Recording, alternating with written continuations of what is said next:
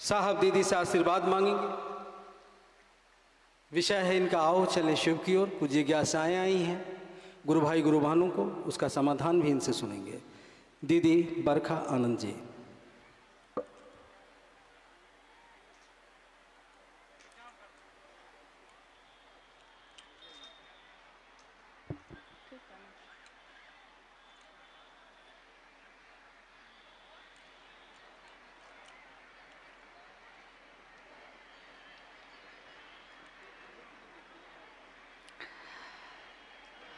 मेरे गुरु महेश्वर शिव को मेरा प्रणाम है। इस कालखंड के शिव के शिष्य और हम सबके परम आदरणीय हमारे वरेण्य गुरु भ्राता साहब श्री हरिंद्रानंद जी के चरणों में मेरा प्रणाम है। शक्ति स्वरूपा माँ नीलम आनंद जी के चरणों में मेरा प्रणाम है। और सहरसा जिले के इस पटेल मैदान में उपस्थित विभिन्न स्थानों से आए हुए आप सभी गुरु भाई गुरु बहन के चरणों में मेरा प्रणाम है।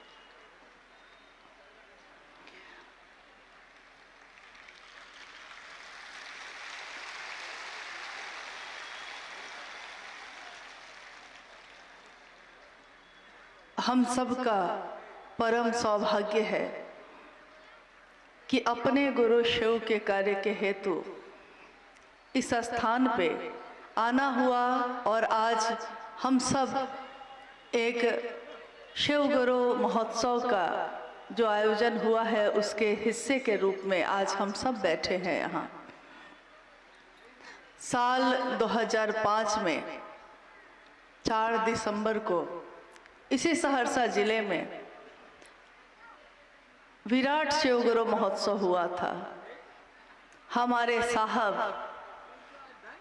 सशरीर इस धरती पे पधारे और मेरा सौभाग्य है कि उनके संग मुझको भी आने का अवसर मिला था। उसके बाद का ये समय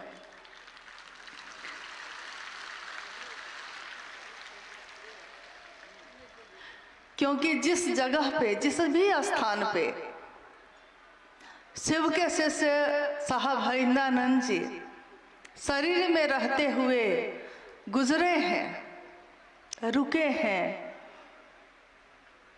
उस जगह को नमन है। जहाँ जहाँ चरण परे साहब के, हर उस जगह को हम नमन करते हैं, क्योंकि हमने शिव को अपनी इन आँखों से नहीं देखा, लेकिन वो शिव इतना नीचे आए, इतना नीचे आए कि हम उनको देख पाए, हम उनको सुन पाए और उनकी प्रेरणा से उसी शिव की तरफ चल सके। क्योंकि आज तक हजारों वर्षों से शिव की पूजा इस भारत देश में तो होती ही रही है। भारत के अलावा अनेक देशों में शिव की पूजा हुई है।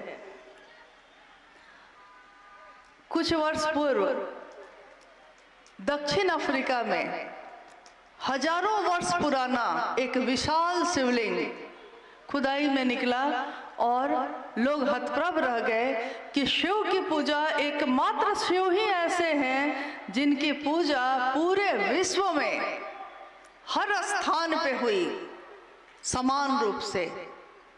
देवों के देव कहे गए वो महादेव, काल से परे, काल भी जिनसे डरता है, महाकाल। आज इस आयोजन में अभी तक की चर्चाओं में हम सब बैठकर सुन रहे थे कि साहब हरिंद्रानंद जी ने शिव को गुरु बनाने की बात कही है और हम लोग आवाहन भी कर रहे हैं, पुकार भी रहे हैं, अनुरोध भी कर रहे हैं कि ये साहब की बात है। शिव को अपना बनाइए और अपना कैसे बना सकते हैं, इसके लिए 3 सूत्रों का सहारा लीजिए। क्योंकि हम सब ने अपने जीवन में जो समझा है वही हम दूसरों में बांटने की कोशिश कर रहे हैं। हम सब दिख रहे हैं, लेकिन कर हम सब नहीं रहे हैं। क्योंकि जो भी काम हम आज कर रहे हैं, यानी शिव गुरु की चर्चा करते हैं, अपने गुरु शिव से दया मांगते हैं, शिव की चर्चा करते हैं, शिव को नमन करते हैं, ये तीनों सूत्र को बताने वाले ये कौन है?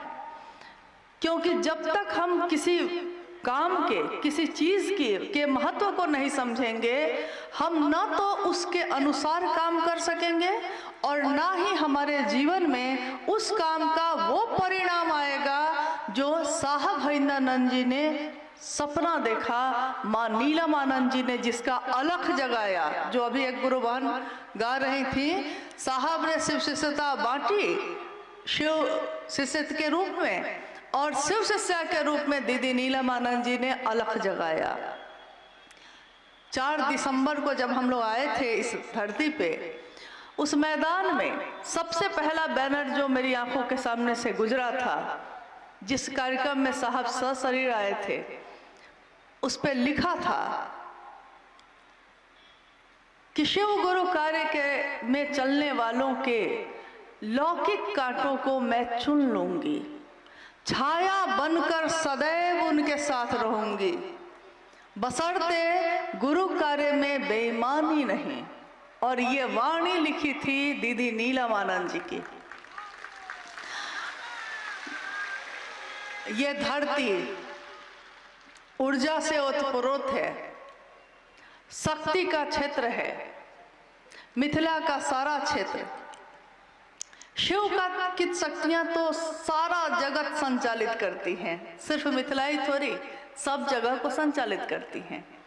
लेकिन आइए हम सब अपने स्थान पे बैठे हुए कुछ समय के लिए अपने मन को पूरी तरह अपने गुरु शिव के तरफ ले जाते हैं और कल्पना करते हैं। क्योंकि एक इंसान सिर्फ कल्पना कर सकता है, वो कल्पना कर सकता है कि समंदर कितना बड़ा होगा, लेकिन एक बार अपनी इन आंखों से पूरे समंदर को वो नहीं देख सकता। एक इंसान कल्पना कर सकता है कि कोसी नदी में कितना पानी होगा, लेकिन अपनी इन आंखों से पूरे कोसी नदी के पानी को वो एक बार में नहीं देख सकता।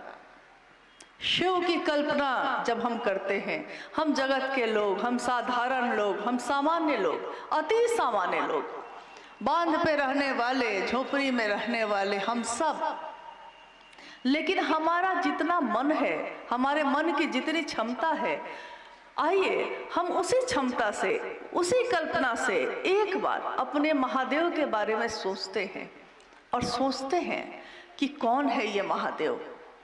क्योंकि आज जिस महादेव की शिष्यता घर घर में व्याप्त है, जिनकी शिष्यता का दिया जल रहा है हर जगह, थोड़ा सा समझना होगा कि ये हम तक पहुँचे कैसे।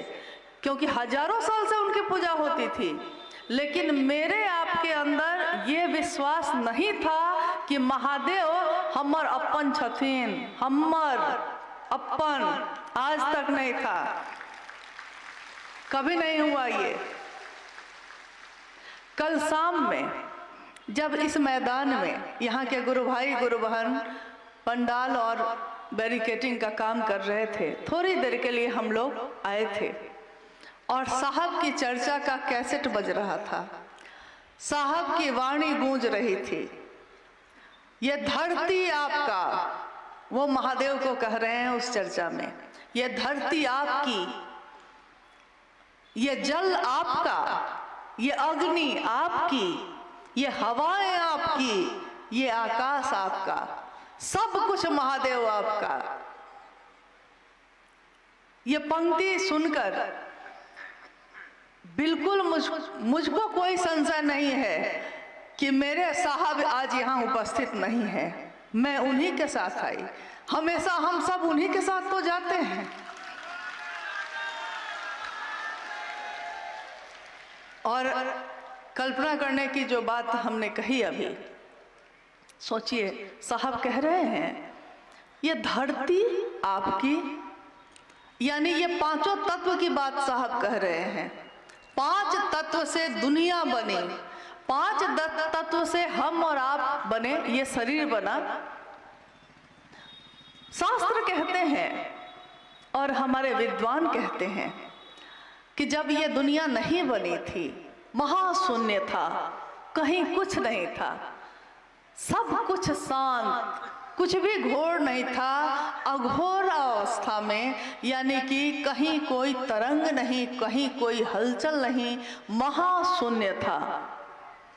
उस महाशून्य में शिव की जो शक्तियां सोई थी, सुषुप्तावस्था में थी, उस शिव ने, कहते हैं ना, अकेले रहते रहते कभी वो ईश्वर भी तो परेशान हुआ होगा। उस शिव ने इच्छा की, एको हम बहुश्याम, मैं एक हूं बहुत हो जाऊं। और शिव की इच्छा में इतना बल है, इतना बल है कि शिवेच्छा बली यसी, शिव की इच्छा से बड़ा बल कोई नहीं। शिव ने इच्छा की, इच्छा करते ही सृष्टि, यानी ये दुनिया सृष्टि बनी, तुरंत सृष्टि की इच्छा की है और सृष्टि बनी है।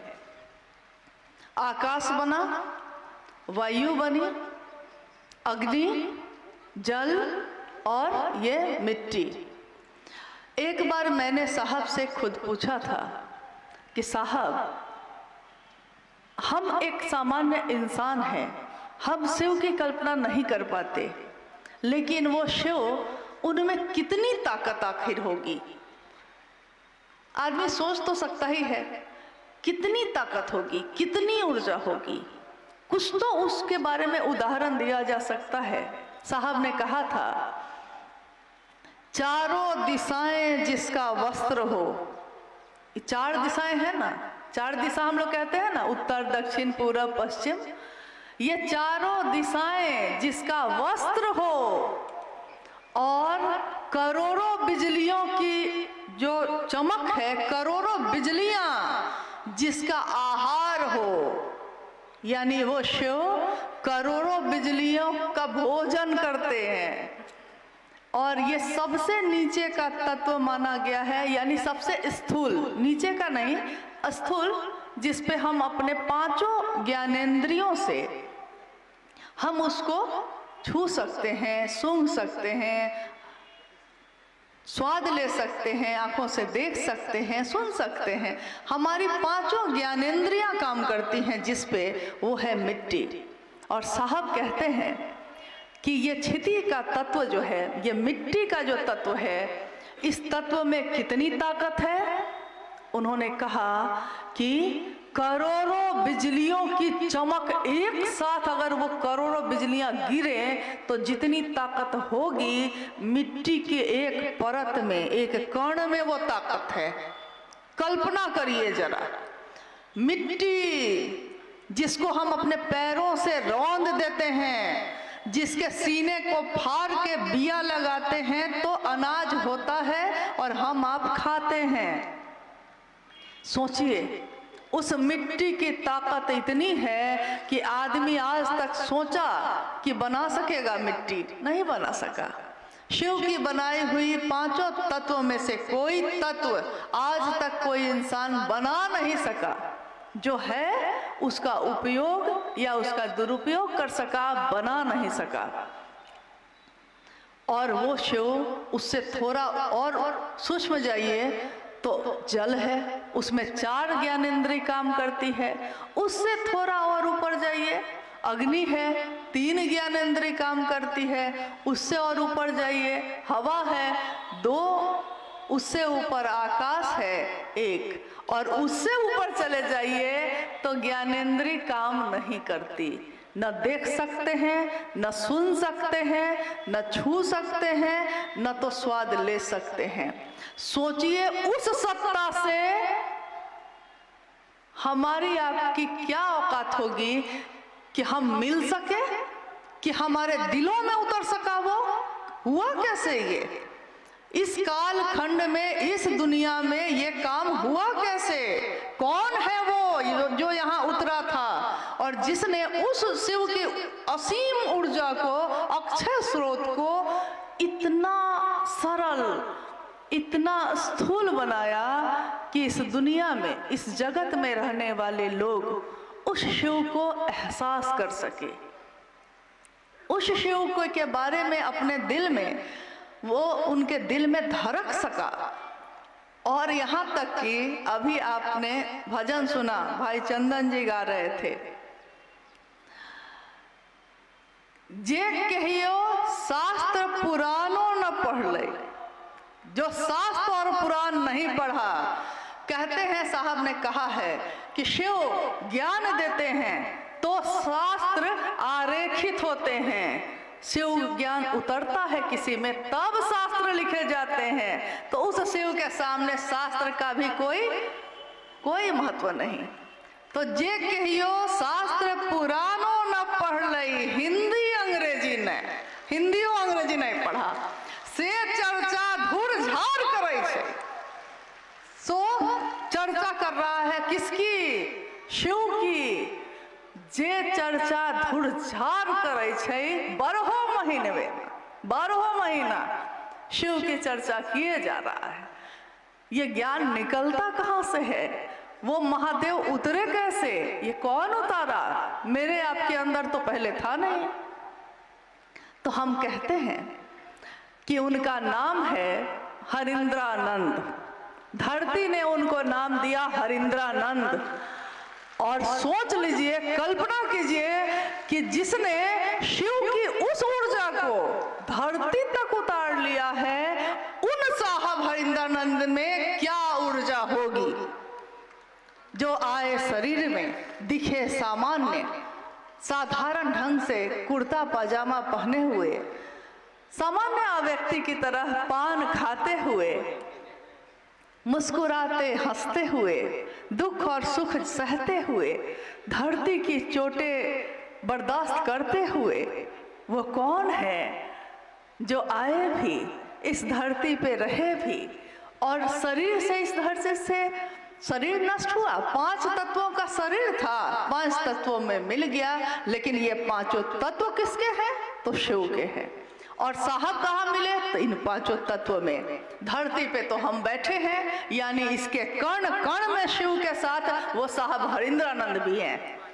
हवाएं सांस ले रहे हैं हम लोग, नमः शिवाय करते हैं अपनी सांसों से, हर सांस के साथ, क्योंकि ये सांस मेरी भी है, आपकी भी है, लेकिन हमारी सांस में ये ताकत नहीं थी कि वो शिव अपना प्राण मंत्र मेरी या आपकी सांसों में उतार सकता था। नहीं उतार सका।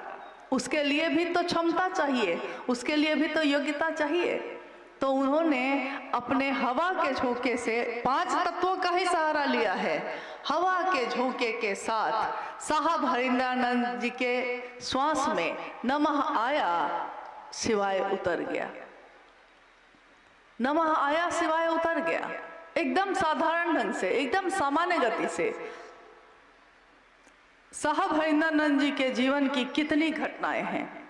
हम कहते हैं शिव का तत्व कौन ज्ञानी है जो जान सका? कोई नहीं जान सका। साहब ने शिव की अवधारणा की व्याख्या की। साहब हरिंद्रानंद जी ने कहा कि दुनिया के लोगों ने, जैसे आपने कभी हाथी देखा है? साहब कहते हैं कि आपने कभी हाथी देखा है? तो हाथी में 5 अंधे आदमी 5 जा रहे थे। रास्ते में एक हाथी था। एक अंधे आदमी ने उस हाथी के पैर को पकड़ लिया और दूसरे लोगों ने पूछा उससे कि हाथी कैसा है? तो उसने कहा कि खंभा जैसा है, क्योंकि हाथी का पैर तो खंभा जैसा था। किसी ने उसका सूंड पकड़ा तो दूसरे लोगों ने पूछा कि तुमको हाथी कैसा लग रहा है? तो उसने कहा कि मुलायम है, लचीला है, शंकु रूप में है। किसी ने उसके कान को पकड़ा तो कहा कि ये तो पंखा के जैसा है। और अभी भी देखिए कितनी गुरु बहन पंखा झल रही हैं ऐसे ऐसे। महादेव के बारे में भी साहब ने कहा कि ये हम सब जो दुनिया के लोग हैं ना, इस दुनिया का ज्ञान ऐसा ही ज्ञान है कि हम शिव को जितना जानते हैं, कोई कहता है शिव पंखे जैसा है, कोई कहता है खंभा जैसा है। यानी जिसको जो रूप में मिला शिव, उसने शिव को वही नाम दे दिया। दुनिया के लोगों ने, धरती के लोगों ने शिव को नाम दिया महाकाल, महामृत्युंजय, महायोगेश्वर, महाऔढ़ेश्वर, शमशानी निहंगी और उमा के पति का भी भजन ही सुन रहे थे हम लोग, चर्चा भी सुन रहे थे। हे नीलम तोहरो सजनवाना, सुन रहे थे हम लोग। दीदी नीलम आनंद जी का नाम लिया जा रहा था कि हे नीलम तोहरो सजनवा ना, तोहरो सजनवा कुछो न बुझो, ओ घर धरनवा ना। ये गौरा के लिए है और सही बात है। कैसे है वो ओढ़र धरनवा? शिव के तत्व को जब हम नहीं समझ पाए तो हम शिव के शिष्य के तत्व को समझ पाएंगे? अगर वो हमारे नजदीक ना आना चाहते तो हम साहब हरिंद्रानंद जी का दर्शन इन आंखों से नहीं कर सकते थे। अगर वो हमारे पास हमको न बैठाते तो हम उनकी वाणी को सुनने की क्षमता हमारे इन कानों में नहीं थी। लेकिन उन्होंने बैठाया, दुनिया के लोगों को सुनाया, शिव का संदेश दिया, शिव की तरफ चलने का रास्ता दिखाया। ऐसा रास्ता, ऐसा राजमार्ग बनाया जिस पे दुनिया के सारे लोग चल सकते थे। तो उसमें एक घटना है तो बहुत सारी, असंख्य घटनाएं। न तो कागज उतनी बड़ी है, न तो कलम उतना है, न तो स्याही उतनी है कि उनकी सारी घटनाओं को, उनके जीवन को कोई लिख सके। इतना तो किसी के पास कागज कलम स्याही नहीं है। लेकिन यही बगल में एक जिला है मधेपुरा, वहाँ के एक पुराने गुरु भाई हैं हरि बाबू साहब, आए थे उनके घर। और मैं उस समय उस संयोगवश उस यात्रा में शामिल नहीं हो पाई। जब साहब लौट कर आए तो साथ गए गुरु भाइयों ने कहा कि साहब को भी समझना बड़ा मुश्किल है। तो हम लोग पूछते थे, अगर नहीं जा पाते थे तो पूछते थे क्या हुआ, कैसे हुआ, साहब ने क्या कहा, लोगों ने क्या कहा। तो गुरु भाइयों ने बताया कि साहब कुर्सी पे बैठे थे, कुछ गुरु भाई लोग इधर खड़े थे, कुछ गुरु भाई बहन इधर खड़े थे। अब साहब यहाँ बैठे हैं तो कोई उधर से गुजर नहीं रहा है। लेकिन एक काम आ गया तो एक गुरु भाई बाईं तरफ से दाईं तरफ जाने लगा। तो जब वो गुरु भाई जाने लगे तो उनको लगा होगा ना कि साहब बैठे हैं तो प्रणाम कर लेते हैं। तो वो गुजरते गुजरते साहब को प्रणाम करने लगे। तो साहब हमेशा कहते थे कि जानती हो, हर जिला के लोग अलग अलग तरह से प्रणाम करते हैं, सबका अपना अपना स्टाइल है। तो सहरसा का क्या है? तो सहरसा का ऐसे है।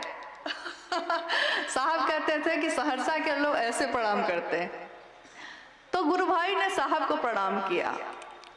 साहब बैठे शांत थे, जैसे ही देखा कि प्रणाम कर रहा है बिगड़ गए, पूरा बिगड़ गए।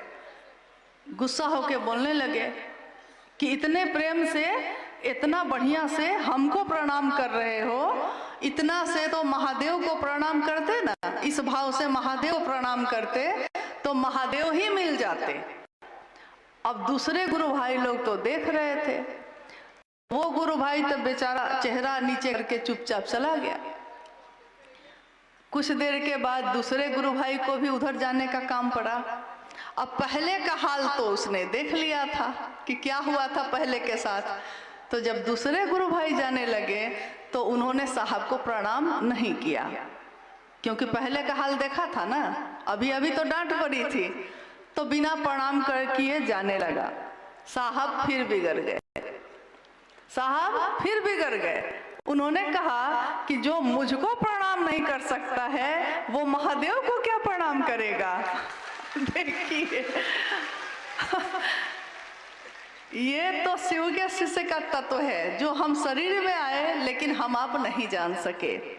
तो ये शिव को गुरु बनाने की बात, शिव के तरफ चलने की बात और तीनों सूत्र करने की बात साहब हरिंद्रानंद जी ने जो बताया है जगत के लोगों को। इस बात में शिव से जो उतरी हुई ऊर्जा है उनमें, अगर हम उनके आंखों के अनुसार, उनकी सोच के अनुसार, उनके सपने के अनुसार इस काम को करते हैं, इन तीनों सूत्रों को करते हैं, तो जानते हैं वहां न तो मेरी ताकत काम करेगी न आपकी, वहां काम करेगी स्वयं उन्हीं की ऊर्जा, उन्हीं की ताकत। क्योंकि उन्होंने कहा कि जहां भी मेरे विचार जाते हैं मैं ही तो जाता हूं, लेकिन हमको याद रखना होगा कि ये विचार उनके हैं। क्योंकि जब जगत में हम जाते हैं तो बहुत जगह ऐसा भी होता है कि सामने वाले को लोग पकड़ लेते हैं, ये भैया यही हमको जोड़े हैं, ये दीदी यही हमको जोड़ी हैं, तो मेरे लिए तो सब यही न है। लेकिन मेरी जिम्मेदारी क्या है, आपकी जिम्मेदारी क्या है उस समय, कि हमको बताना पड़ता है कि नहीं भैया, ये वाणी है साहब हरिंद्रानंद जी की, जो शिव ने खुद उनमें उतारी और जगत के लोगों के लिए उतारी है। मेरा काम बस है संदेश वाहक का। जैसे कोई डाकिया डाक लेके आ जाता है, चिट्ठी लेके पहुंचाता है, चिट्ठी लिखा कोई और है, पहुंचेगा कहीं और, बस हमको पहुंचाना है, इतना ही है हम लोग का काम।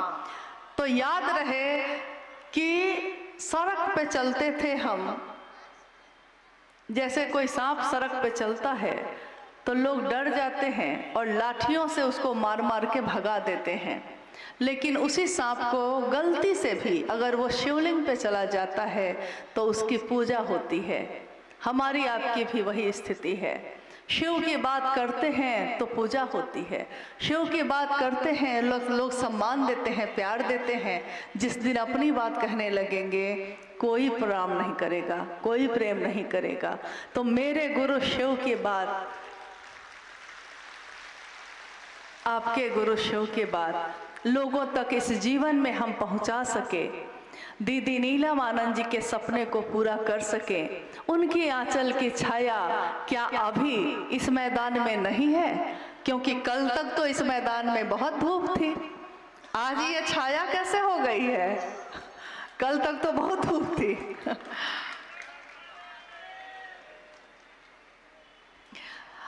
आइए, अगर हम लोग कोई जिज्ञासा है तो उस पर भी थोड़ी देर बात करते हैं। ये कार्यक्रम एक दिन खत्म हो जाएगा, आज ही खत्म हो जाएगा, आप भी चले जाएंगे, हम भी चले जाएंगे, फिर न जाने कब आना होगा भी कि नहीं, कोई नहीं जानता। यह जीवन कागज की पुरिया, बूंद परे घुल जाना है। मौत की एक बूंद कब पड़ेगी, कब हम एक दूसरे से इस शरीर में विदा ले लेंगे, कोई नहीं जानता। लेकिन मेरी अंतिम सांस, मेरे जीवन का अंतिम क्षण मेरे साहब के संकल्प को पूरा करते हुए गुजरे, मेरे गुरु की दया को खुद भी और दूसरों को भी अनुभूत कराते हुए गुजरे।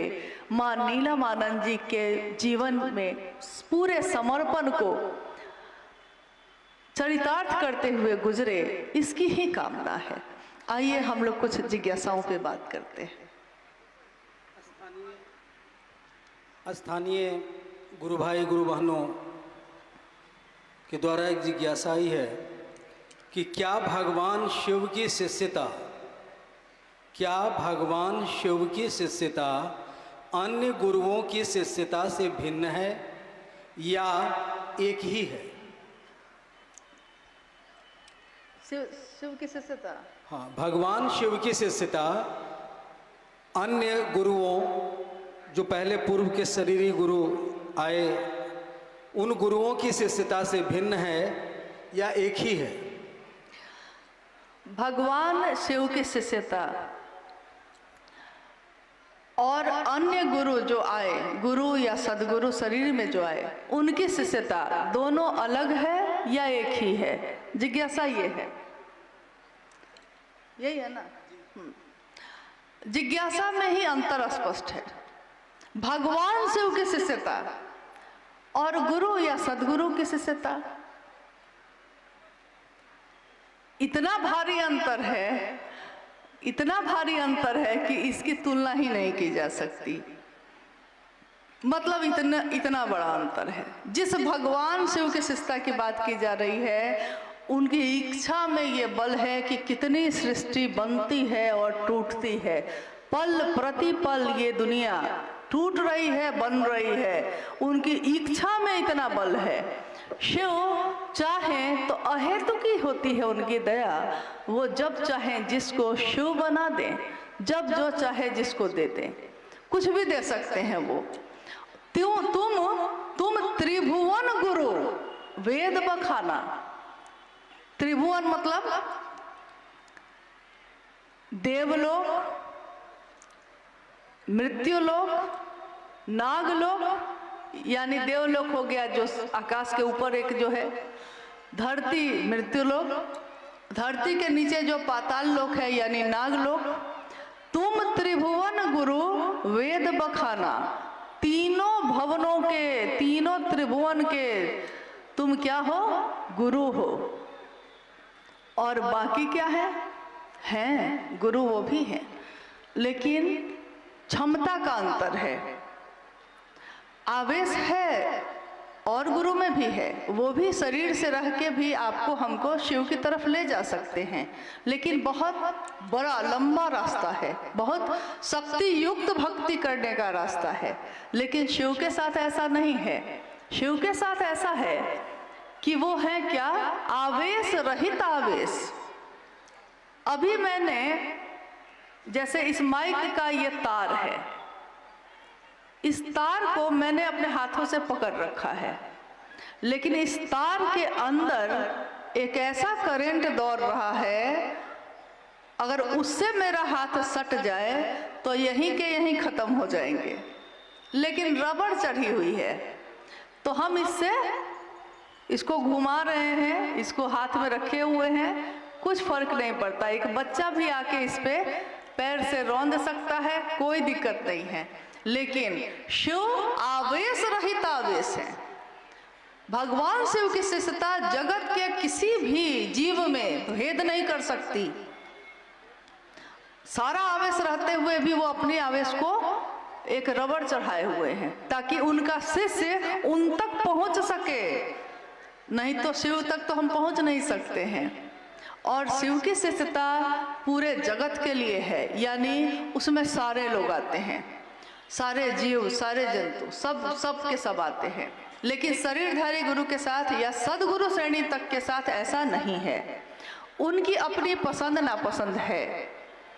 सदगुरु श्रेणी के भी लोग अगर हुए हैं तो उनकी भी कोई ना कोई चीज़ ऐसी होती है जो उनको नहीं पसंद है, तो वो कहते हैं कि गृहस्थ आश्रम को छोड़ के आना होगा, ब्रह्मचारी बन के आना होगा, मांस मछली छोड़ के आना होगा, यानी कि पवित्र होके आना होगा। कुछ न कुछ उनका अपना एक दायरा बना हुआ है कि इस दायरे में तुम आओगे तो हम तुमको शिव की तरफ लेकर जा सकते हैं।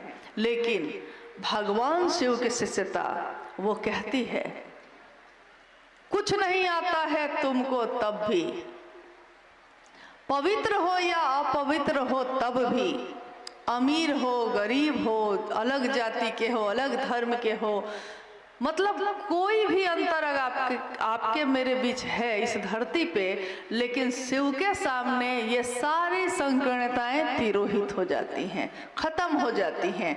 इसीलिए शिव जगत के गुरु हैं। जगत के गुरु और बाकी गुरुओं में कोई तुलना ही नहीं है सब शिष्यता ही, रास्ता सब जाके वहीं मिलता है। लेकिन शिव जब स्वयं गुरु हो जाए, तब फिर जब सूरज खुद निकल जाए तो सारे तारे छिप जाते हैं। नहीं, सूरज की रोशनी के बाद तारे नहीं दिखते, सूरज की रोशनी ही दिखती है। किसी व्यक्ति के चित्त में, किसी व्यक्ति इंसान के शरीर में जो आया है, उसके मन में अगर शिव बस जाए, उसके चित्त में एक ऐसा ज्ञान का सूरज दीप्यमान होता है जो जग को रोशनी से भर देता है। मन उजियारा जब जब छाए, जग उजियारा होए।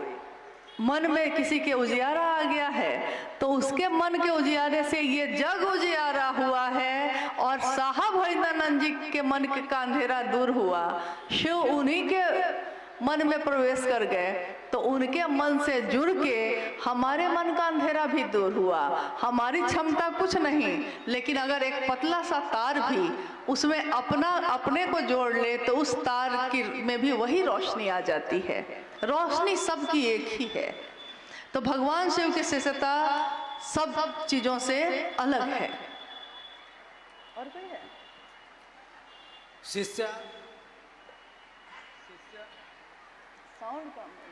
शिष्या अनुभूति कहती है, जो साहब श्री के द्वारा लिखित है। शिव शिष्य होने के लिए केवल अस्थाई शिष्य भाव अनिवार्य है। ये अस्थाई शिष्य भाव कैसे होगा? अच्छा, आप लोग जो है थोड़ी सी देर के लिए हलचल बंद कर दीजिए। घर हमको भी जाना है, आपको भी जाना है। घर अपनी ही जगह रहेगा, कहीं दूसरी जगह नहीं चला जाएगा, आपके इंतजार में वहीं रहेगा। जिज्ञासा ये है कि शिव के शिष्यता में एक ही चीज अनिवार्य है, अस्थाई शिष्य भाव। अस्थाई शिष्य भाव यानी कि जिसमें निरंतर ठहराव हो, ठहर गया हो वो, और उसमें निरंतरता है। ये नहीं कि आज शिव बहुत अच्छे लगते हैं, कुछ दिन के बाद अच्छे नहीं लग रहे हैं, फिर कुछ दिन छोड़ दिए। घर में कोई घटना हो गई है, दुख हो गया है तो छोड़ दिए, बोले कि महादेव महादेव बहुत कर लिए, अब कुछ दिन बाद करेंगे। महादेव महादेव इतना किए, देखिए महादेव दुख दे दिए, कह के छोड़ देते हैं। यानी हम कभी उस विचार को पकड़ते हैं, कभी छोड़ते हैं। लेकिन एक विचार अगर मन में ठहर जाता है, जैसा साहब के साथ हुआ, उनके मन में एक विचार ही तो आया था, ठहर गया, ठहरा ही रह गया, निरंतर ठहरा रह गया। शिव मेरे हैं, दूसरों के भी हो सकते हैं। नतीजा क्या हुआ कि शिव शिष्यता व्यापक होती चली गई, क्योंकि वो ठहरा रह गया। अगर वो बदलते रह जाते तो कभी भी इतने बड़े स्तर पे, इतने विस्तार में शिव की शिष्यता नहीं जा सकती थी। लेकिन शिष्य भाव अस्थाई होना बहुत कठिन है। अस्थाई हो जाएगा तो आप रोटी बनाते रहिएगा, तावा चढ़ाए हुए हैं ना, रोटी चढ़ाए हैं उस पर, पता चलेगा महादेव में मन ऐसा खोया हुआ है कि रोटी के जगह पे हाथी को रख दीजिएगा, हाथ जल जाएगा। तो देखिएगा क्या हुआ। तो देखते हैं कि अरे रोटी के जगह पे हाथी को रख दिए हैं। यानी अपने शरीर की सुध-बुध भी खो जाती है जब अस्थाई शिष्य भाव आ जाता है। इसलिए है जरूरी कि थोड़ा सा कमी बनी रहे, ताकि महादेव तुम बने रहो, क्योंकि तुम्हारे साथ मिल जाएंगे। अस्थायित्व तो हो सकता है, तुम चाहो तो क्या नहीं हो सकता। कीम न सिद्धते भूतले, हे महादेव क्या ऐसा है इस भूतल पे जो तुम चाहोगे तो नहीं सिद्ध होगा? सब कुछ हो सकता है। अस्थाई शिष्य भाव भी हो सकता है, शिव हो सकते हैं, शिव हो जाते हैं हम लोग। लेकिन शिव भोग और मोक्ष दोनों देते हैं। साहब की ही लिखी हुई पंक्ति है शिष्यानुभूति में, वो शिव भोग और मोक्ष दोनों देते हैं। साहब ने एक दिन पूछा, रांची में हम लोग बैठे थे, साहब ने पूछा कि आप लोगों ने शिव को अपना गुरु माना है, क्यों माना है? क्या भोग और मोक्ष के लिए माना है?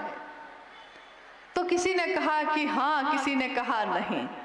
साहब ने कहा कि ये बताओ महादेव का शिष्य कौन होता है? महादेव का शिष्य यानी कि महादेव का आदमी, यानी कि महादेव का गण, महादेव के लोग।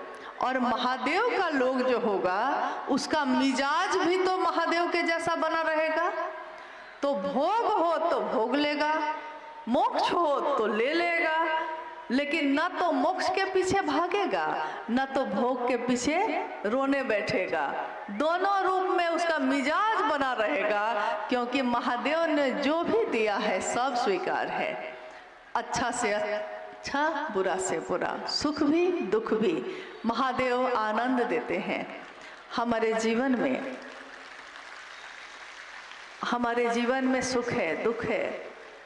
ये कोसी का क्षेत्र, जब आगे चल के पूरा कोसी का क्षेत्र हम देखते हैं, हर मौसम में अलग अलग माहौल मिलता है। कभी बाढ़ आ जाती है, कभी पानी घर में चला जाता है, नावों से चलते हैं हम लोग। लेकिन यहाँ भी हमारे जीवन में ऐसे ऐसे चमत्कार होते हैं। जैसे अभी हम लोग जब 2 तारीख को हम लोग खगड़िया से बेगूसराय आ रहे थे, रास्ते में कुछ गुरु भाई गुरु बहनों से भेंट हुई।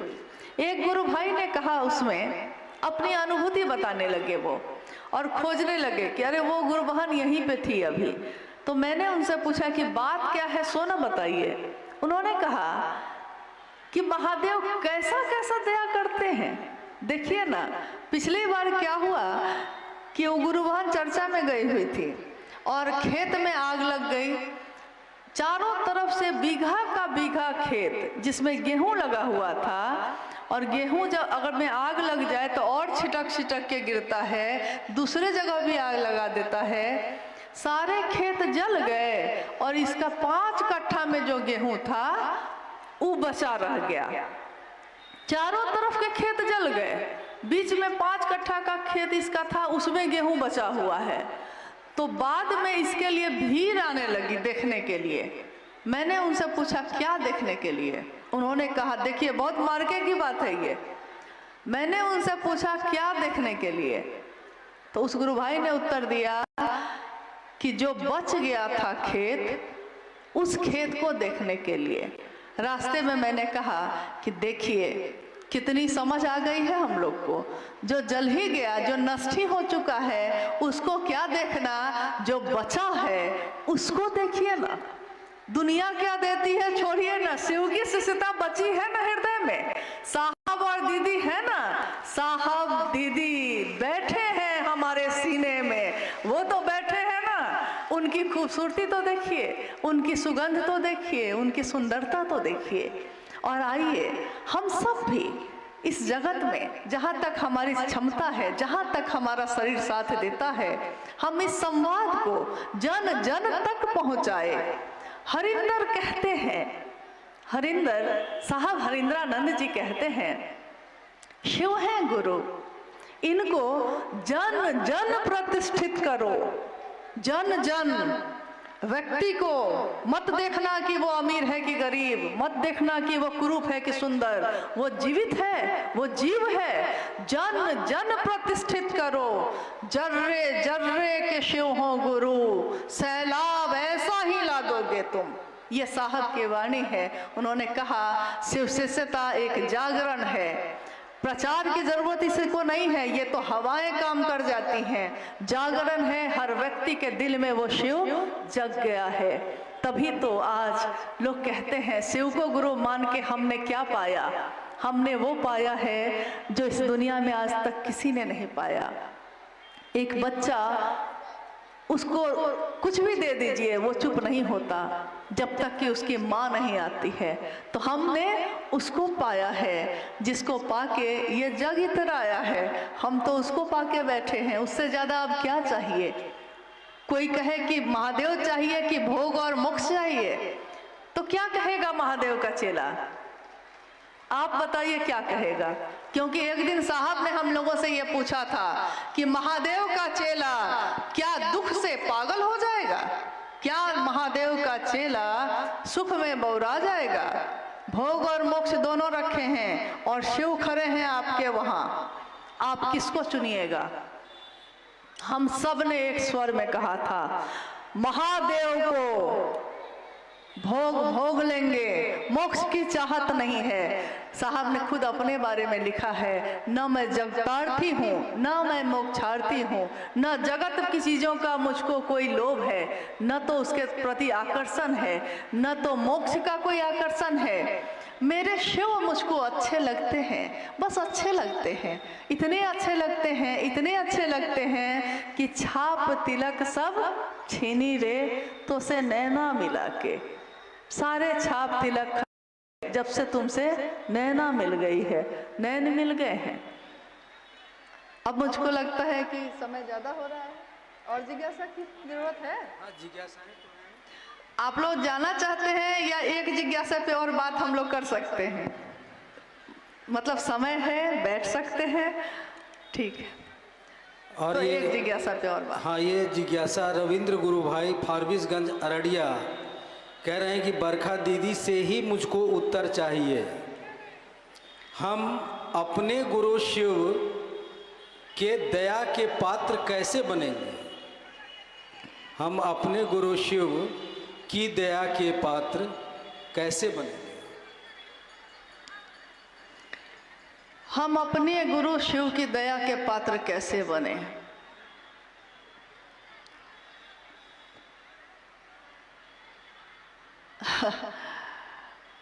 साहब से हम लोगों ने कहा, जब उन्होंने आओ चले शिव की ओर पुस्तक लिखी थी, उसमें एक पंक्ति उन्होंने लिखी है, पीड़ा के क्षणों में गुरु की दया त्वरित हो जाती है। और मेरे गुरु की दया सर्वदा दुनिया चोट देती रही है और सर्वदा गुरु की दया मरहम का काम करती रही है। उसी की आगे की पंक्ति है, शायद सबके साथ ऐसा होता है। कौन? जिनके प्रिय शिव हैं या जो शिव के प्रिय हैं। साहब ने जब ये पंक्ति लिखी थी तो हम लोगों ने पूछा था उनसे कि ये पंक्ति सुनने में एक जैसी लग रही है कि जिनके प्रिय शिव हैं या जो शिव के प्रिय हैं। सुनने में तो एक जैसा ही लग रहा है, अंतर नहीं लग रहा है, लेकिन आपने ये पंक्ति लिखी है, इसका मतलब है कि इसमें जरूर अंतर होगा। पहला सूत्र में भी देखिए अंतर है, वैसा ही उन्होंने लिखा। तो मैंने पूछा था तो उन्होंने कहा जिनके प्रिय शिव हैं, क्योंकि अभी शिव की दया कैसे मुझको मिले इसी पे बात हो रही है। जिनके प्रिय शिव हैं। आज देखिएगा कुछ गुरु भाई गुरु बहन शिव को गुरु माने हैं, खूब चल रहे हैं महादेव के काम में, खूब चल रहे हैं, इतना चल रहे हैं कि हम लोग शर्मिंदा हो जाते हैं कि अरे इतना बढ़िया चल रहे हैं, हम उतना नहीं जा पा रहे हैं। साहब ने तो कहा कि कुछ लोगों ने इसी गुरु मंच पे आके ऐसी बात साहब के सामने महादेव के लिए कही कि साहब ने खुद उनको कहा था कि भाई आज तुमने जो शिव की चर्चा की है वैसा मैं शिव का शिष्य जो हूँ हरिंद्रानंद, मैं भी वैसा शायद नहीं कर पाऊँ। सोचिए, कुछ क्षण के लिए उस व्यक्ति का मन इतना ज़्यादा बढ़िया था कि शिव से ज़्यादा प्रिय उसके लिए कोई नहीं था उस दिन। लेकिन जीवन है, घटना घटती है, कुछ ना कुछ होता है। आपका मन है, दुख भी लेता है, सुख भी लेता है। तो किसी घटना से मन दुखी हो गया होगा, हो गई होगी कोई बात। मन का कोई ठिकाना नहीं है भाई, किसी बात से दुखी हो सकता है। मामूली से मामूली बातों पे बरसों के यार आने गए, तो छोटी छोटी बातों पे बरसों के यार आने चले जाते हैं। तो शिव की शिष्यता में कुछ लोग ऐसे चले जैसे लगता था कि कब से चल ही रहे हैं, उनके प्रिय शिव थे। लेकिन जीवन में कुछ बातें हुई, कुछ बुरा लग गया, कुछ अच्छा लग गया, महादेव प्रियता बदल गई। अब महादेव अच्छे नहीं लग रहे हैं, अब दूसरा व्यक्ति अच्छा लग रहा है, दूसरी बात अच्छी लग रही है।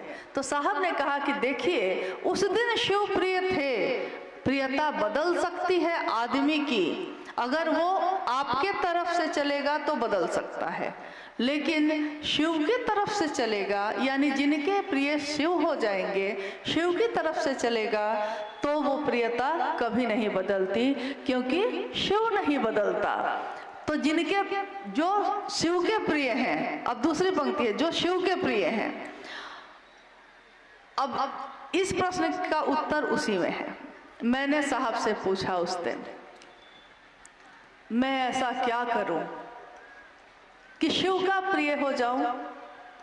साहब ने उत्तर दिया, इतना महादेव महादेव करना कि महादेव ही खोजने लगे कि कौन है मेरा दीवाना, कौन है ये दीवाना जो इतना मुझको बुलाता है, और वो खोज ले तो उसके प्रिय हो जाओगे।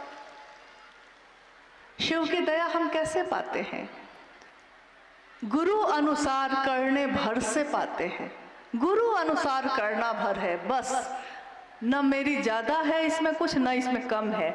जैसा गुरु ने साहब को आदेश दिया, साहब ने हम लोगों को बताया है, उतना ही भर करना है, उतने ही से महादेव की दया हो जाती है। अलग से कोई कर्मकांड, अलग से कोई बहुत बड़ा प्रबंध करने की ज़रूरत नहीं है, क्योंकि मनुष्य के सहज प्रेम से वो परमात्मा लभ्य है। सहज जो जन्मजात हमारे आपके दिल में होता है, किसी के लिए भी, पिता के लिए, पति के लिए, बच्चे के लिए, जन्म से ही है वो भाव, वो प्रेम जन्म से है, सहज प्रेम से।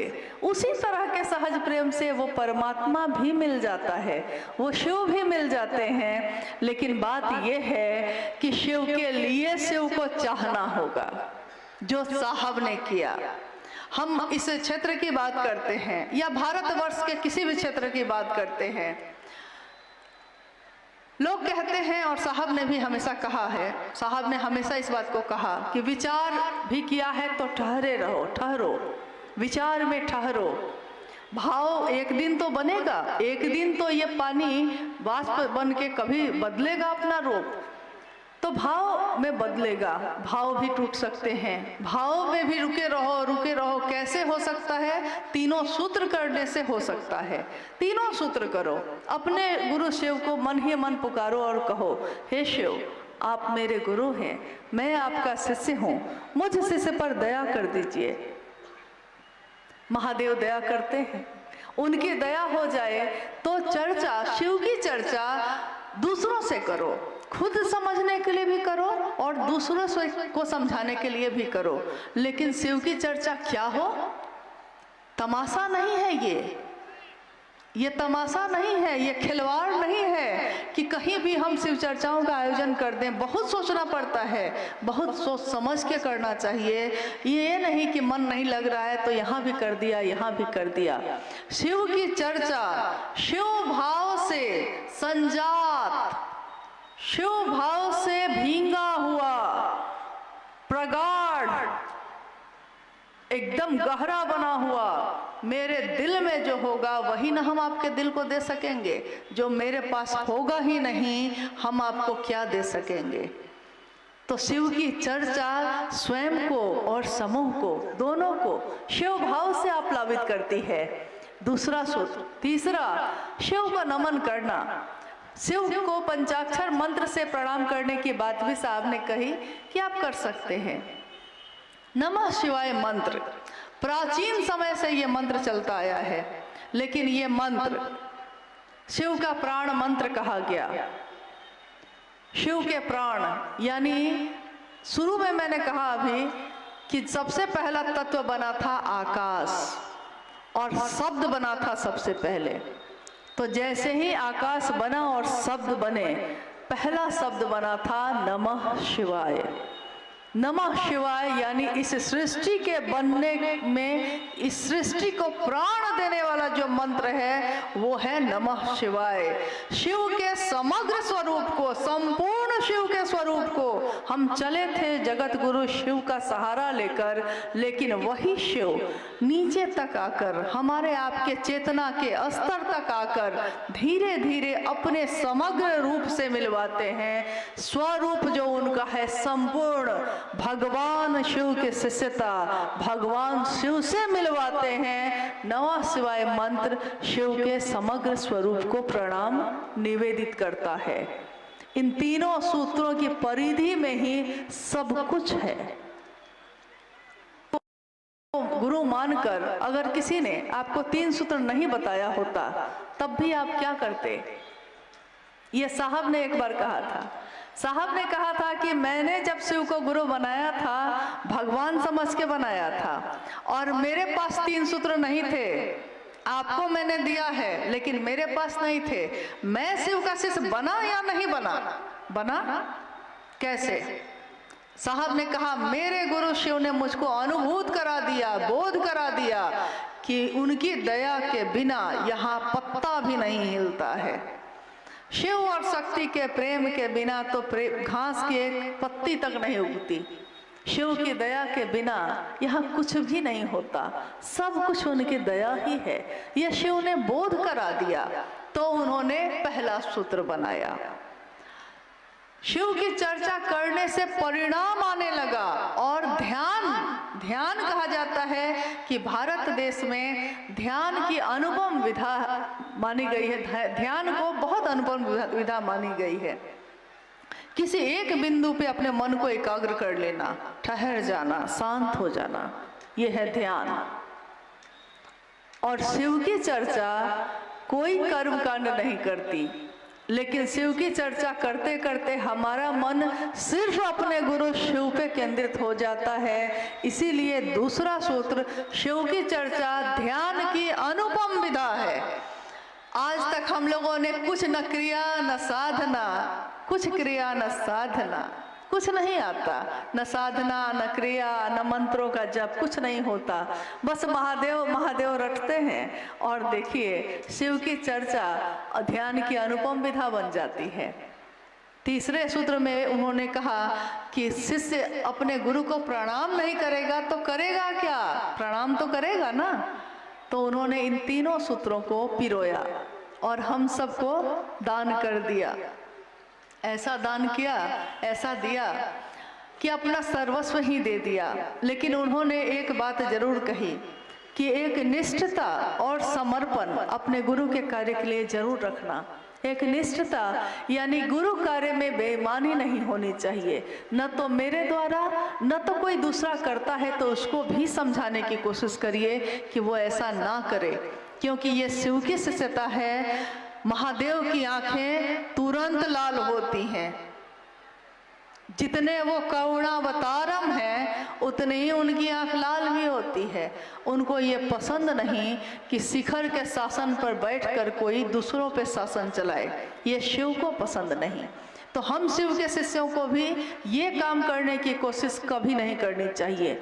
कोई गुरु भाई गुरु बहन मेरा गुरु भाई गुरु बहन है, मेरा शासन उस पर नहीं चल सकता, गुरु का शासन चलता है, मेरा नहीं, आपका नहीं। चलिए, भगवान शिव की शिष्यता के बारे में हम लोगों ने आज बात की। साहब हरिंद्रानंद जी की वाणी को याद किया। हमारे साहब के साथ हम सब इस स्थान पे आए। अपने साहब से ये याचना है कि मेरे मन में फैले अंधेरे को ए साहब दूर करिएगा, सत्य की राह दिखाइएगा, क्योंकि हम लोग भ्रमित हैं, समझ नहीं पाते। ये हमारा दोष नहीं है, ये हो जाता है जगत में, हम जानबूझ के ऐसा नहीं करते। गलतियां होती हैं शिष्य से और गुरु माफ करते हैं। गुरु का रास्ता साहब हरिंद्रानंद जी ने दिखाया है, वो साहब भी हम सबको माफ़ करें, अपने गले से लगाएं। और गले से वो लगाते ही आए हैं। हम ही उनको कभी पकड़ते कभी छोड़ते रहे हैं, लेकिन उन्होंने हम सबको कभी नहीं छोड़ा। अगर उन्होंने छोड़ा होता तो हम सब आज यहाँ होते ही नहीं। आप सभी के चरणों में प्रणाम है। आप सब कृपया धीरे धीरे अपने घर को प्रस्थान करिए। हम सबका आना सफल हो, आप सभी के चरणों में प्रणाम है।